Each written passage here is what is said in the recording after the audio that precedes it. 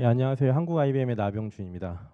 오늘 저도 오늘 아침이 아니고 지금 방금 와서 당황했는데 오늘 세션이 녹화가 된다고 하시더라고요. 그래가지고 가능한 마이크를 대고 얘기를 해달라 이렇게 얘기하시는데 너무 부담 가지는 마시고 저만 녹화가 될 것 같고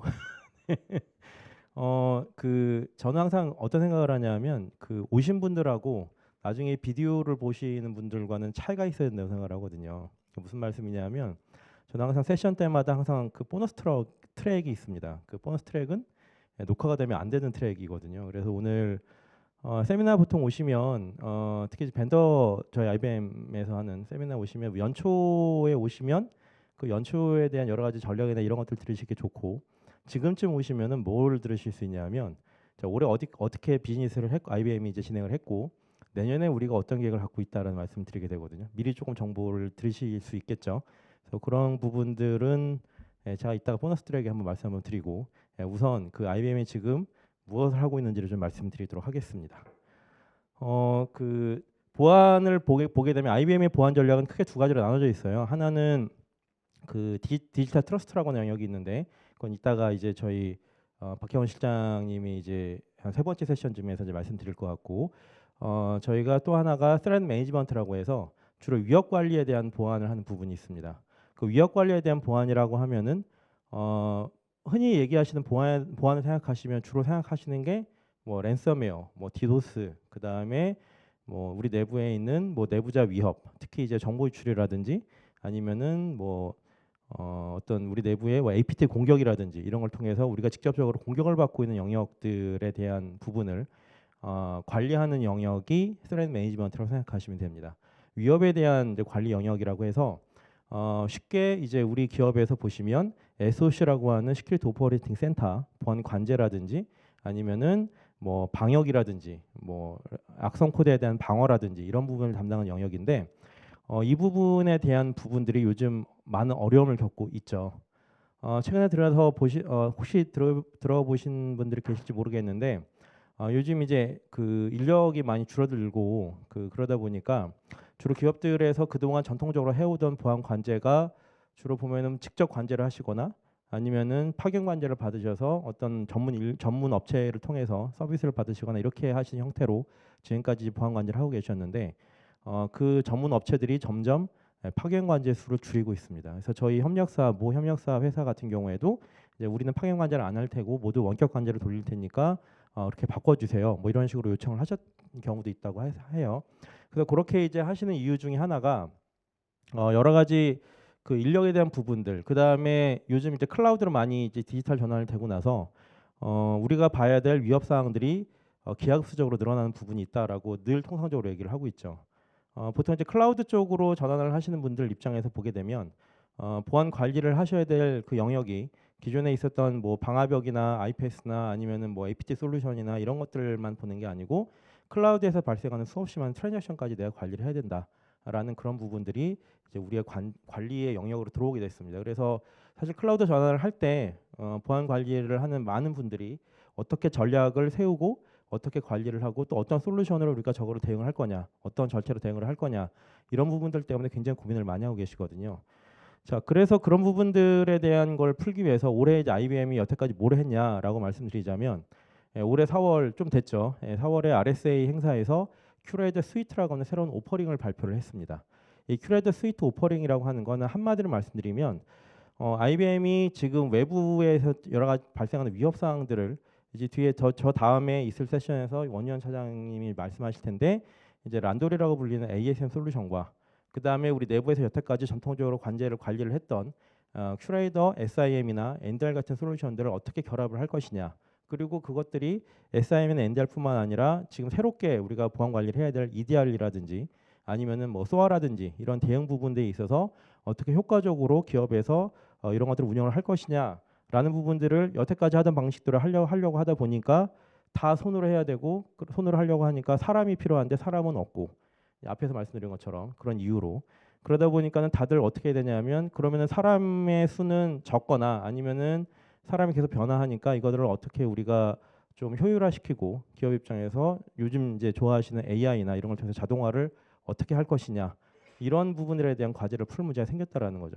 그래서 그런 부분들에 대한 과제를 풀기 위해서 그 큐레이터 스위트라는 오퍼링을 발표를 했는데 이 큐레이터 스위트라는 오퍼링은 그냥 간단히 말씀드리면 이런 겁니다. 그 기업이 뭐 SIM이나 NDR을 가지고 있거나 뭐 소아를 가지고 있거나 아니면은 뭐 EDR을 갖고 있거나 아니면 새롭게 데이터 웨어하우스 같은 솔루션들을 저 중에서 IBM 솔루션을 하나만 내가 사용을 하더라도 우리 회사는 사실 예를 들어서 SIM으로는 큐레이터 SIM을 쓰고 있는데 뭐 EDR은 다른 제품을 쓰고 있고 아니면은 또 다른 이제 우리 클라우드 환경이라든지 다른 데이터 웨어하우스 같은 환경을 갖고 있을 때 이런 것들을 통합적으로 운영하기 위한 거에 대한 과제를 갖고 있어요라고 하는 이런 고객들이 사실 많이 계시죠. 왜냐하면 다 떨어져 있으니까.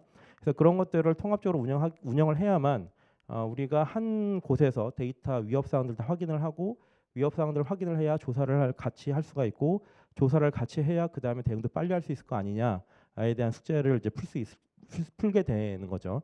그래서 그런 것들을 위해서 이렇게 만들어진 이러한 이제 패키지들 위에 아래에 사실 위이죠. 사실 이제 밑바닥에 이제 깔려 있는 건 Unified Analyst Experience라고 하는 통합된 UI를 제공을 해드리겠다라는 겁니다.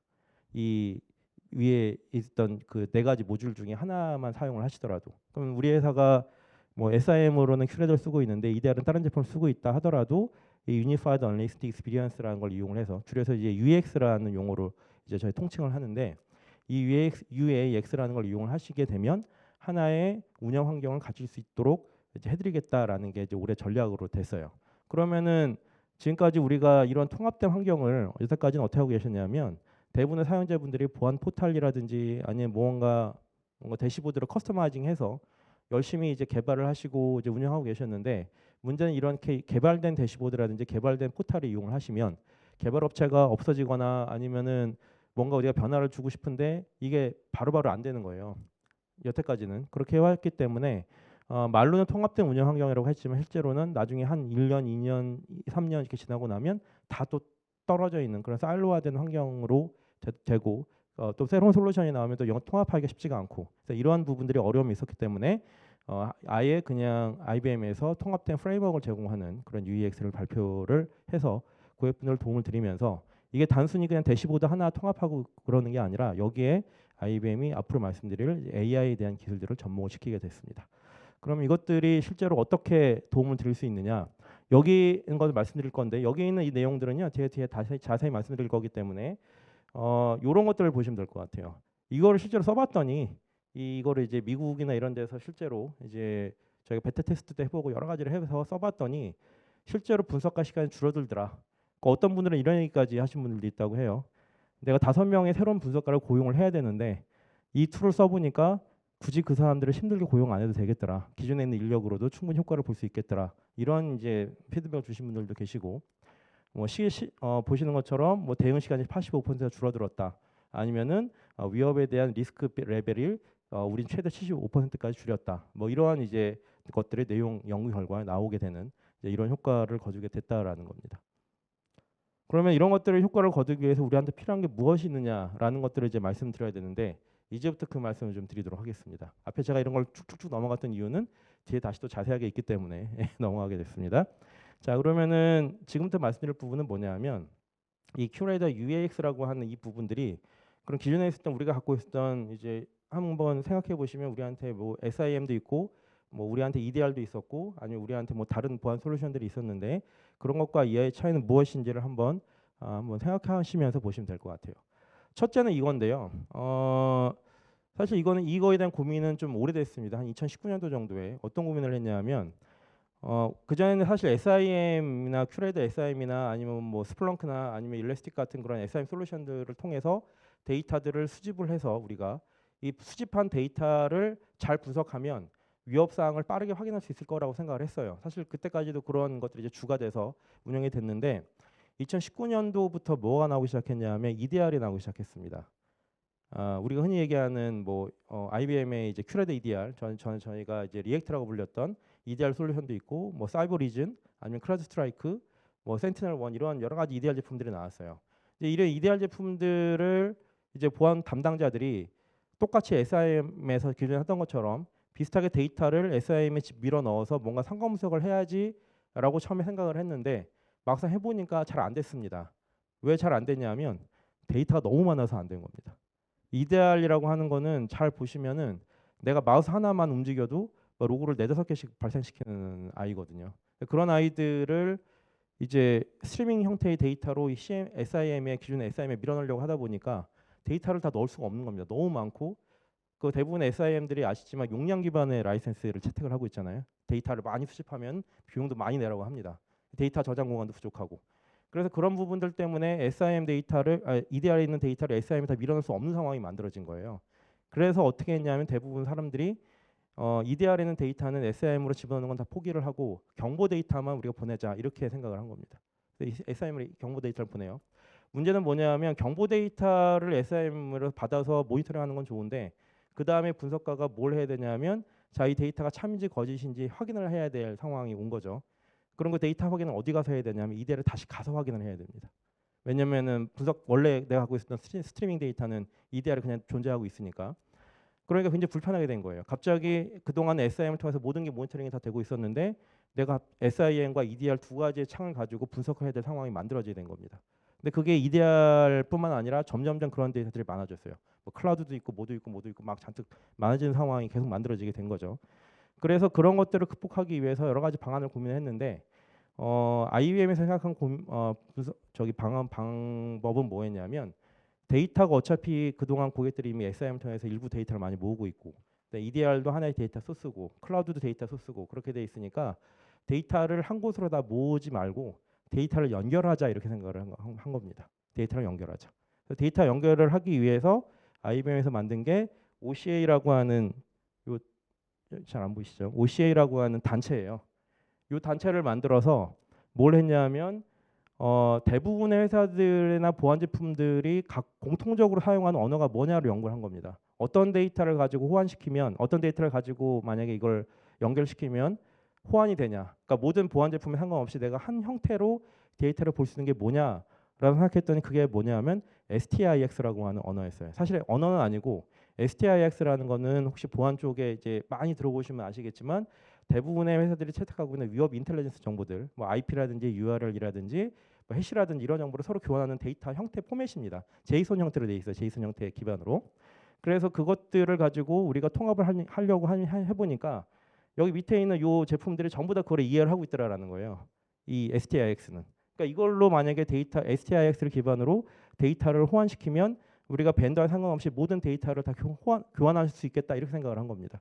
그래서 그거를 하기 위한 커넥터라는 걸 만들어서 여기 있는 데이터들을 SIM 한 곳에 다 모지 말고 물론 SIM은 좀 필요합니다. SIM은 우리가 상황 분석이나 이런 걸 하기 위해서 필요한데 이미 필요한 데이터들은 SIM에서 모으면서 추가로 우리가 해야 될 EDR이라든지 뭐 클라우드라든지 이런 데이터들을 굳이 SIM에 힘들게 다 밀어넣지 말고 이 중앙에 있는 무언가를 이용해서 이걸 연결 다 시키면 그러면 우리가 통합된 가시성을 확보할 수 있겠다 이렇게 생각을 한 거죠.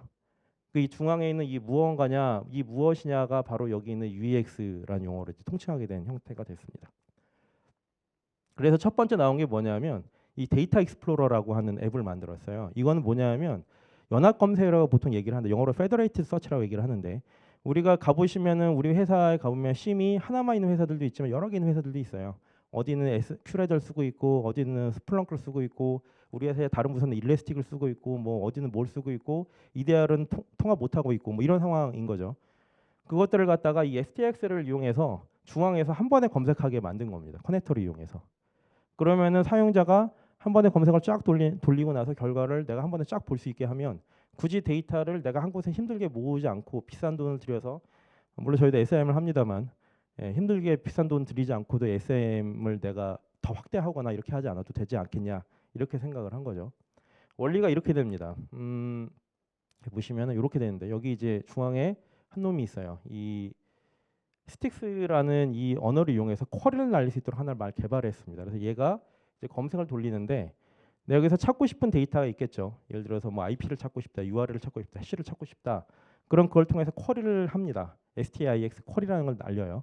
그러면은 얘가 각 제품마다 뭐 여기 있는 것처럼 뭐 AWS, 뭐 스플렁크, 카본 블랙, 뭐 큐레이더 이 각각마다 검색하는 원래 자기 갖고 있는 검색어는 다 다르죠. 그럼 중앙에 있는 요 스틱스 이 시프터라는 요 커넥터가 이것들을 갖다가 자기 자체 그러니까 각 제품들마다 쿼리할 수 있는 형태로 바꿔줍니다. 그래서 그걸 바꿔서 결과를 이제 그러면은 이제 얻겠죠. 결과를 얻으면 이 결과를 다시 검색한 애한테 보내주는데 보내줄 때 다시 이거를 스틱스라는 이 형태대로 트랜슬레이션을 해주는 거예요. 통역을. 그 원래 스틱스 형태, 내 쿼리 형태로 그렇게 한 다음에 사용자한테 결과를 알려주게 됩니다. 그러니까 사용자는 내가 검색 형태 이 여기 있는 것처럼 소스가 다 다르더라도 또 소스가 쭉 이렇게 있더라도 결과를 보고 한 번에 내가 결과를 이렇게 찾을 수가 있는 거죠. 그러면은 아까 같은 사례를 보면 자 우리가 심이 있고 큐레이터가 있고 이쪽에 아니 뭐 스플렁크가 있고 저쪽에 이제 EDR 다른 제품에서 데이터를 못 모으고 있었는데 내가 여기서 찾고 싶은 데이터를 검색을 딱 한 번 때리면 굳이 내가 EDR에 가지 않더라도 아니면 다른 SIM에 가지 않더라도 내가 한 번의 결과를 중앙에서 볼 수 있으면 담당자는 사실 대여섯 번 창을 이동하면서 검색을 여러 번 해야 되는데 한 번에 검색을 딱 때리니까 얼마나 일이 빨라질까요? 일이 굉장히 빨라지겠죠. 이 사람 입장에서는. 그래서 그런 효과를 얻게 된 거예요. 그래서 그런 걸 하기 위해서 여기 있는 것처럼 약 한 현재까지 한 43종 정도의 장비들에 대해서 쭉 이렇게 커넥터를 제공을 해드리고 있습니다. IBM이. 그리고 이 커넥터가 우리 회사에 우리 제품은 저기 없는데 그런 분들을 위해서 아까 OCL이라는 단체는 사실 오픈 소스 기반을 하고 있기 때문에 우리 회사에 저 제품이 없으면 그 제품을 연결하기 위한 커넥터를 대한 소스 연결 소스를 GitHub에 올려놨어요. 오픈 소스로 다 올려놨습니다. 개발할 수 있도록. 그러니까 만약에 우리 회사는 A라는 제품을 쓰고 있는데 A라는 제품 우리에 없어요. 그러면 개발자를 이용해서 Shift를 개발할 수 있도록 그렇게 만들어놨습니다. 유일한 그러면 이제 그럼 다 되겠네. 하는 건 이제 거짓말이 되니까 저희 기술자니까 그럼 뭐가 조건이 되냐면 JSON 형태로만 데이터를 엑스포트 할 수 있으면 다 가능하다. 이렇게 된 거죠. 그러니까 여기 없으면 우리 회사 국산 제품 쓰고 있는데 국산 심 쓰고 있는데 안 되는데요.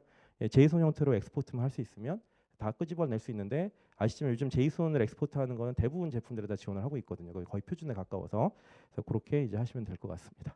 그럼 저거 하나만 있으면은 다 되냐? 당연히 아니겠죠. 제가 오늘 AI 말씀드렸는데 저건 아주 기본 베이스예요. 그 다음에 할 수 있는 건 뭐냐면 우리가 위협 헌팅이라는 행위를 요즘 많이 합니다. 왜냐하면 새로운 어떤 위협 사항들이 항상 룰에 있는 건 아니기 때문에 내가 사용자가 뭔가 찾고 싶은 게 있어요. 예를 들어서 뭐 윈도우즈 워드 아니면 엑셀을 실행시켰는데 파워쉘을 실행시키는 이상한 워드가 우리한테 들어왔다. 뭐 EDR 예에서 보시면은 예를 들어서 어떤 뭐 이상한 이력서 문서를 받았는데 이력서 문서를 딱 여니까 파워쉘이 내부에서 백에서 실행되면서 뭐 이상한 프로그램들을 막 다운로드 받더라. 이런 것들을 우리가 미리 알면 좋은데 불행해도 놓쳤어요. 그럼 우리가 그런 걸 나중에 찾아야 되잖아요. 그런 것들을 하기 위해서 보통 고급 이제 보안 담당자들이 하는 게 뭐냐면 위협 헌팅이라는 행위를 하는데 위협 헌팅 행위도 쉽게 할 수 있도록 캐스트렐이라고 하는 오픈 소스 기반의 위협 헌팅 언어를 만들어서 아까 데이터 익스플로러는 다 모든 소스에 연결을 시켜놨으니까 한 번에 여기서 내가 그러한 행위를 하는 애를 딱 찾으면 우리 갖고 있는 EDR 제품에 상관없이 다 한 번에 검색할 수 있도록 하는 그런 기능도 추가를 하게 됐습니다. 이건 격가지로 말씀드리는 거고요. 두 번째로 중요한 앱이 뭐냐면 TII라는 걸 만들었어요. Threat Intelligence Insight라는 앱을 만들었는데 얘는 한마디로 뭐냐면 우리 회사가 보통 아까처럼 데이터 익스플로러를 통해서 데이터를 검색을 해왔는데 이 IP, 이 URL, 이 해시가 위험하다라는 걸 확인하기 위해서 보통 엑스포스라든지 바리스토탈이라든지 아니면 뭐 맨디언트라든지 아니면 레코드드 퓨처 같은 TI 정보들에 가서 위협 정보를 확인해 오잖아요. 이게 위험하냐 위험하지 않냐 이런 것들을 내가 확인하려면 가서 비교를 해보고 뭐 탐험자들이 가서 수동으로 검색을 해오고 뭐 이런 상황이 만들어지는 거죠. 여기에 들리는 시간도 상당히 오래 시간이 소모가 됩니다. 보안 분석가 분들이. 그런 것들을 사람이 왜 일일이 반복적인 일을 하고 있느냐. 보통 AI를 썼을 때 가장 효과가 있는 거는 AI는 사람이 못한 일을 해주는 게 아니죠. 사람이 예를 들어서 내가 그림을 못 그려서 AI가 그림을 그려주는 거 아니잖아요. 요즘 이제 챗GPT로 그림 그리는 것도 많이 나왔거든요. 저희 딸이 이 미술을 전공하려고 하기 때문에 그런 쪽에 관심이 좀 많아서 저도 찾아봤는데 챗GPT로 그림도 그리고 막 하죠. 근데 우리가 그림 못 그려서 챗GPT한테 그림 그려달라는 거 아니잖아요. 인공지능을 쓰는 이유는 아니면 챗GPT한테 보고서 요약해 주세요.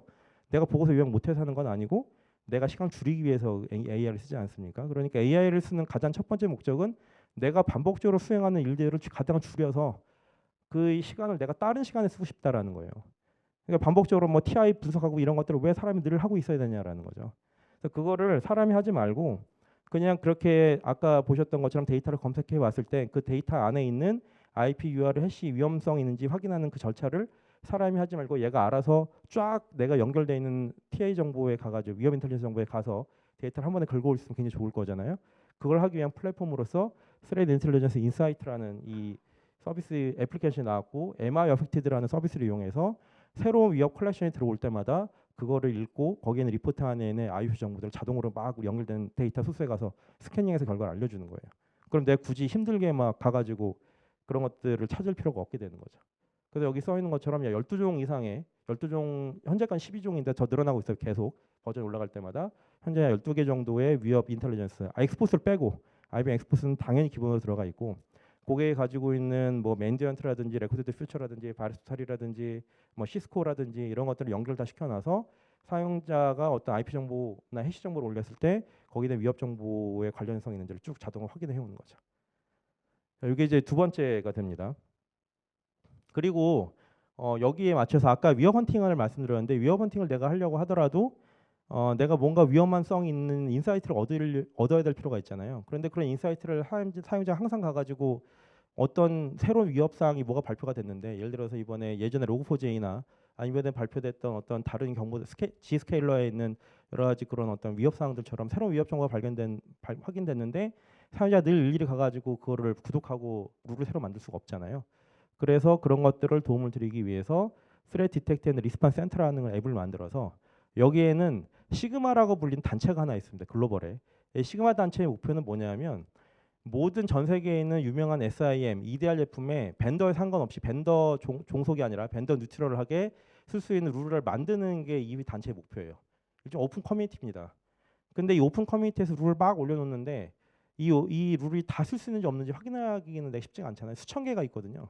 그래서 그 수천 개의 룰들을 IBM이 일일이 다 다운로드 받아가지고 검증을 다 한 다음에 검증돼서 정말 사용할 수 있는 룰들, 그러니까 해커가 일부러 올려놓은 가짜 룰 말고 진짜 룰들만 추려서 이 디텍트 리스폰 센터를 통해서 공급을 또 합니다. 인터넷 연결시켜 놓으면 그래서 하루에 한 번씩 계속해서 새로운 룰이 있는지 확인을 해요. 지금 한 1,500개 정도의 룰이 올라가 있는데 EDR에도 활용할 수 있고 심에도 활용할 수 있는 룰들이 있습니다. 이거는 내가 IBM 제품이니까 큐레드만 쓸 수 있어, 쓸 수 있어 이게 아니고 우리 회사가 스플렁크를 갖고 있다, 거기도 사용할 수 있고 우리 회사가 일레스틱 갖고 있다, 거기도 사용할 수 있고 뭐 이렇게 쓸 수 있는 벤더 종속적인 그런 룰들을 1,500개 정도를 IBM에 공급을 해드리고 있는 거예요. 이거를 마이터 프레임워크 기반으로 이렇게 정리까지 해가지고 예쁘게 적용해 줍니다. 이거를 딱 내가 적용시키면 바로 쓸 수가 있는 거죠. 이걸 통해서 위협 헌팅을 하세요라고 하는 건데 왜 앞에서 제가 장황하게 이렇게 세 가지를 다 말씀드렸냐? 이제부터 핵심을 이제 말씀드리도록 하겠습니다. 바로 이런 거예요. 자, 여태까지 내가 데이터 검색도 합니다. 그다음에 TI 비교도 해줘요. 위협 유지 케이스도 갖고 있습니다. 그래도 여전히 내가 분석해야 되고 내가 찾아야 되고 내가 해석해야 되는 건 여전히 남아 있잖아요. 아까 제가 AI를 쓰는 가장 근본적인 목적은 뭐냐면 내 시간을 줄이기 위한 건데 반복적으로 내가 계속 분석하는 시간들, SOC에서 분석가들이 계속 분석하고 사용해야 되고 검색해야 되고 하는 시간들을 줄이기 위한 게 목적인데 앞에 있는 여러 가지 좋은 툴들이 있다고 해가지고 그냥 하세요라고 하면 여전히 내가 어쨌든 시간과 노력을 들여서 해야 되잖아요. 그런 시간과 노력을 줄이기 위해서 이제 나오는 게 바로 뭐냐면 이제 AI가 등장을 합니다. 이 시점에서. 그리고 이 AI는 뭐 하는 AI냐? 아까 앞에서 말씀드렸던 데이터 익스플로러, 스레이트 인텔리전스 인사이트, 디텍트 리스폰 센터에 있는 여러 가지 유즈 케이스들 이 세 가지를 합쳐서 위협 정보가 올라올 때 그 위협 정보들을 자동으로 해석을 해주는 거죠. 이렇게 해석을 해줍니다. 그래서 위협이 언제 시작을 했고 그 다음에 여기에 영향받은 애들은 무엇이 있냐라는 것들을 해석해주는 이런 것들을 이제 하는 건데 불행하게도 요 그림은 아직까지는 베타 테스트 중에 있습니다. 그러면 지금 고객들은 뭘 쓰고 있느냐? 이제 곧 나올 거죠. 이런 그림을 쓰고 있어요. 지금 이렇게 돼 있습니다. 자, 어떻게 돼 있냐면 자, 경보가 발생하면 이 경보에 대한 여러 가지 위협 정보들을 시간 순으로 쭉 나열을 해주고 이 경보에 붙어 있는 여러 가지 이런 IOC 정보들이 있죠. 요 인디케이터 정보들 이런 것들을 다 해석을 해가지고 이 정보들이 위험하냐 위험하지 않냐 확인을 해주고 그 다음에 이 정보들 사이의 관계들 그다음에 이 정보들의 위험성들 이런 것들을 갖다가 전부 다 자동으로 분석을 해가지고 사용자한테 알려주는 거예요. 경보가 딱 발생을 하면. 그러면은 분석가가 맨 처음에 해야 될 초동 분석을 내가 굳이 할 필요가 없게 되겠죠. 왜냐하면 알아서 해주니까. 그럼 나는 뭐부터 보느냐? 이 결과부터 보는 거예요. 이 결과를 보면서 야 이게 참인지 거짓인지 이제부터 그걸 이제 확인을 하는 거죠. 어떻게 하냐면 이런 겁니다. 자, 처음에 요약 페이지를 봐요. 그러면 요약 페이지 처음에 자, 어떤 경보가 발생했지라고 알려주고 두 번째는 이거에 관련된 경보들은 무엇이 있느냐. 그다음에 세 번째로는 어떠한 공격 기법들이 이 안에 사용이 됐느냐. 그다음에 네 번째는 여기에서 내가 수행해야 될 작업이 무엇 있느냐. 여기 대응 이제 경보가 나왔으면 경보에 대응을 해야 될 거잖아요. 어떤 타스크들이 이제 내가 어떤 작업을 해야 되느냐라는 걸 확인을 해주고 그다음에 아티팩트들 우리가 흔히 아티팩트라고 하면 경보에 붙어 있는 IP URL 해시 이런 것들 아티팩트라고 하잖아요. 이런 아티팩트들 중에 내가 우선적으로 대응할 게 무엇이느냐라는 거를 예쁘게 이렇게 하나의 요약 페이지로 확인을 하게 해줍니다.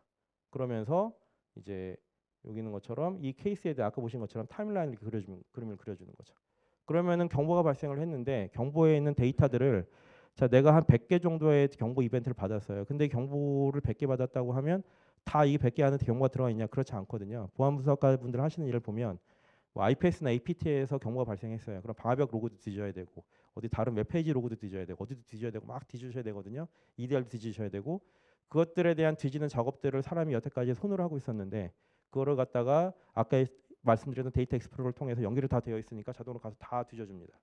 그리고 뒤진 데이터 안에 있는 IP URL 해시들이 이제 튀어나오게 되면 그 아티팩트 타입을 자동으로 인식을 해서 이게 얼마나 위험성 있는 데이터인지도 확인을 해주고 그 다음에 위험성 있는 데이터를 확인한 다음에 이렇게 연관성을 보여주거나 이렇게 연관성을 보여주거나 타임라인으로 예쁘게 정리를 해주는 거죠. 여기서 끝나는 게 아니고 좀 이런 그림이 이제 그림이 제공이 되는데 이게 뭐냐면 어택 그래프라고 해가지고 맨 처음에 공격 시작점부터 그 다음 공격 지점, 그 다음 공격 지점, 그 다음 공격 지점까지 어떤 식으로 공격이 흘러가고 있는지를 확인해주는 그런 이제 분석 그림이에요. 그래서 지금 보시면은 맨 처음에 이렇게 이니셜 액세스 누가 이제 막 불법으로 접근 시도를 하는 거죠. 접근 시도를 하고 뭐 악성 코드를 실행시키고 악성 코드를 실행시키고 이런 식으로 수행이 돼서 마지막에는 이런 식으로 데이터가 훔쳐갔다라고 하는 이러한 이제 보안 사고가 발생을 했을 때 저런 것들을 시간 수에 맞춰서 쭉 분석도 해주고 그 다음에 이렇게 이제 시간이죠. 이렇게 쭉 시간에 맞춰서 분석도 해주고 어디 어느 시스템을 건드렸냐. 라는 것까지 다 저렇게 그림을 그려주는 거죠. 어떤 분들이 이 그림을 보시고 저한테 그런 말씀을 하시더라고요. 저게 정말 됩니까? 라고. 왜냐하면 본인들은 미리 다 막으시기 때문에 저런 그림이 안 그려질 거라고 하시더라고요. 근데 제가 지금 이거를 자신 있게 말씀드릴 수 있는 이유는 요즘 이제 최근에 저런 것들 때문에 제가 이제 POC 실제로 고객사가 가지고 저걸 하는데 POC에서 저는 진짜로 저런 그림을 봤습니다. 관심 있으시면 연락 주시면 됩니다. 그래가지고 저거를 굉장히 쉬워요. 장비만 갖다 꽂고 우리 데이터 소스에 연결시켜 놓고 경보 데이터 보내준 다음에 정말로 IBM이 얘기한 것처럼 이런 그림이 그려진지 확인하시면 되겠죠. 저는 진짜로 봤기 때문에 자신 있게 말씀드릴 수가 있습니다. 진짜 그림이 그려져요. 그래가지고 그 안에 어떠한 것들이 관련이 있었는 것 같이 알려줍니다. 그러니까 굉장히 분석가 입장에서는 여태까지 분석가가 하고 싶었던 게 바로 저런 거잖아요. 맨 공격 지점이 어디였고 마지막에 어디서 끝났고 중간에 얘가 어디를 건드렸고 어떤 취약성 때문에 이런 공격이 생겼느냐라는 걸 확인하고 싶은 게 그 여태까지 보안에서 하고 싶었던 일들이거든요. 그거를 만약에 저렇게 쉽게 해줄 수가 있으면 아주 내가 초급 분석가를 이렇게 앉혀놓더라도 야 저것만 열심히 해석하면 돼라고 알려주면은 그 사람이 이제 열심히 배울 수가 있겠죠. 공부도 할 수 있고 실력도 많이 늘고 이제 그런 식으로 이제 보안 분석가 분들을 도움을 드릴 수가 있게 되는 겁니다. 저것만 알려주면 이제 인공지능을 하기가 약간 1% 부족하기 때문에 다음 넥스트가 또 있는데 그게 이제 뭐냐면 앞에서 보신 것처럼 이렇게 뭔가 나왔으면 그러면 뭐 IP가 위험하다라고 나왔으면 이 IP가 진짜로 위험하다라고 하면 그 다음에 내가 해야 될 건 뭐냐면 다음에 그래서 어떤 조치를 취해야 되느냐라는 게 중요하겠죠. 그래서 지금 어떤 게 나왔냐면 이런 식으로 어떤 IP나 URL들이 어떤 특정한 위협과 정말로 관련이 있고 이게 하나의 위협 관련이 있는 게 아니라 우리 회사에 여러 가지 영향을 미치고 있더라. 그리고 얘가 실제로 외부에서 봤을 때도 굉장히 위험한 행위를 하고 있는 누구라도 이건 위험하다라고 알 만한 그런 것들이 있는지를 이제 내부에서 AI가 판단을 해가지고요 추천을 합니다. 뭘 추천하냐면 얘를 막아라라고 추천해 준다라는 거죠. 무조건 다 추천해 주는 게 아니에요. 아까처럼 뭐 IP가 하나 튀어나왔다고 IP 무조건 막으세요 이런 식으로 하는 게 아니고 내부적으로 AI가 판단하는 알고리즘에 의해서 대응 행위를 추천해 주는 기능까지 현재 제공이 되고 있습니다. 그래서 저것들을 이용해 가지고 내가 잘 판단이 안 서더라도 AI도 이렇게 판단했네. 내가 판단한 거랑 똑같다. 그러면 이제 대응을 하시고 내가 판단한 거랑 A랑 판단한 거 다른데 그러면 한 번 더 확인을 한번 해볼 수가 있는 거죠 사람이. 그래도 훨씬 전보다는 줄어들 거예요. 왜냐하면은 나한테 이거를 예를 들어서 내가 밤에 이제 들어온 지 한 1개월밖에 안 돼 수습 직원인데 밤에 이제 혼자서 모니터링하고 있는데 아무도 나를 가르쳐 줄 사람이 없잖아요. 요즘 나 어떤 행위를 취해야 되는지 잘 모르는 상황이 있는데 그렇다고 밤 12시에 전화해가지고 팀장님한테 이거 해야 됩니까? 하고 막 저기 전화할 수는 없잖아요. 근데 이렇게 AI가 도움을 주게 되면 같이 일을 할 수가 있으니까 훨씬 더 판단이 하기에 도움이 좀 될 수가 있겠죠. 또 회사에서도 가이드도 주실 수가 있고.